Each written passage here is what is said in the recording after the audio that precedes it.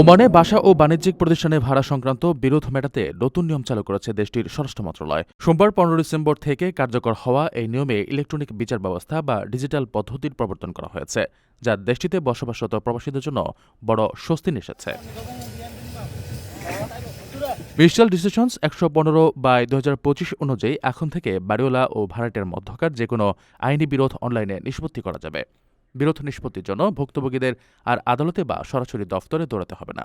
নতুন নিয়মে rental dispute adjudication কমিটির কাছে অনলাইনে আবেদন, ফি জমা এবং প্রয়োজনীয় কাগজপত্র আপলোড করলে চলবে।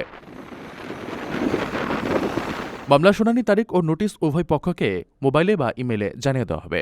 কর্তৃপক্ষ জানিয়েছে, ডিজিটাল মাধ্যমে জমা দেওয়া এসব নথি ও রায় আইনিভাবে সম্পূর্ণ কার্যকর বলে গণ্য হবে। তবে বিচারক প্রয়োজন মনে করলে সশরীরে উপস্থিত হওয়ার নির্দেশ দিতে পারেন। ওমানের আধুনিকায়নের অংশ হিসেবে নেওয়া এই উদ্যোগ দেশটিতে বসবাসরত বিপুল সংখ্যক প্রবাসী ব্যবসায়ী ও সাধারণ ভাড়াটেদের আইনি সুরক্ষা পেতে সহায়তা করবে। আপনার স্বপ্নগুলো আকাশ ছুবে প্রবাসীর হেলিকপ্টারের মাধ্যমে। বিয়ে, জন্মদিন অথবা যে কোনো বিশেষ প্রয়োজনে হেলিকপ্টার ভাড়া করতে যোগাযোগ করুন স্ক্রিনে দেয়া নাম্বারে। প্রবাসীর হেলিকপ্টার, নিরাপদ ও সাশ্রয়ী বাহনের বিশ্বস্ত নাম।